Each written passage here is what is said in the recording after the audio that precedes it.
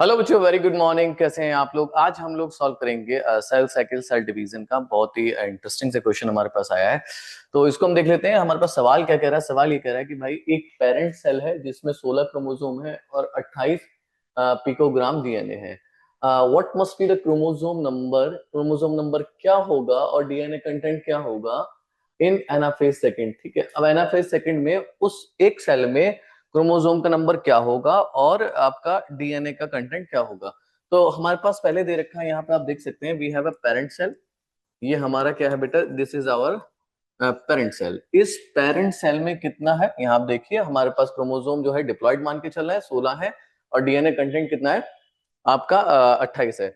अब ये जाहिर सी बात है, एनाफेज सेकंड करेगा तो ये बात किसकी कर रहा है? मियोसिस की। तो पहले क्या होगा बेटा? मियोसिस फर्स्ट होगा। मियोसिस फर्स्ट में इंटरफेस आएगी। इंटरफेस में जब जाएगा तो क्रोमोसोम का नंबर सेम रहेगा, 16 रहेगा, मगर डीएनए का अमाउंट जो है बढ़ जाएगा।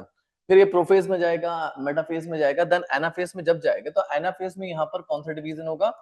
रिडक्शनल डिवीजन, है ना। होमोलोगस क्रोमोसोम आपके क्या कर जाएंगे? सेपरेट कर जाएंगे। तो हमारे पास क्रोमोसोम 2n से क्या हो जाएगा? n हो जाएगा, और डीएनए का कंटेंट आपका कितना रह जाएगा? 28 रह जाएगा, है ना। इन ईच सेल, जब ये आगे डिवाइड कर जाएगा, in each cell we have the chromosome number will be N 8 and DNA content will be 28। ये हमारा कब हुआ? At the end of meiosis first. Answer हमसे क्या पूछ रहा है? कब देना है इसको? At the end of anaphase second. Anaphase second में क्या रहेगा? जब ये जाएगा मियोसिस सेकंड में, तो हमें मियोसिस पता है, it is equal to mitosis, सिवाय इसके कि जो मियोसिस सेकंड होगा उसमें आपका डीएनए रेप्लिकेशन नहीं होगा। क्या नहीं होगा बेटा? डीएनए रेप्लिकेशन नहीं होगा। तो यहां तक आपको समझ में आ गया होगा। आगे समझा रहा हूं मैं बेटा। आगे क्या होगा? जब ये एनाफेज में जाएगा, the anaphase second is equal to और सेम एज माइटोसिस। तो यहाँ पर जो 8 है, ये कितना हो जाएगा? माइटोसिस में the chromosome number double, because the sister chromatid separate. ठीक है, तो यहाँ जो क्रोमोसोम नंबर है डबल हो जाएगा, but the DNA amount is going to remain the same. ठीक है, डीएनए अमाउंट क्या होने वाला है? सेम।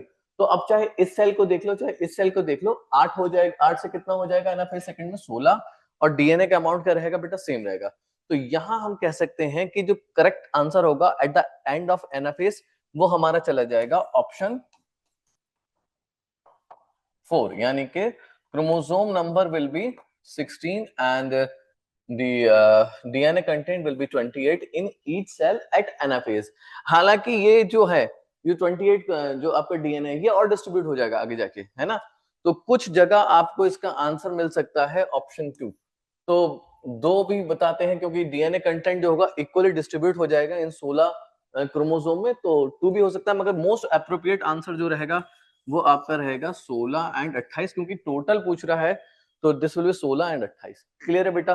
तो till then, bye bye, take care.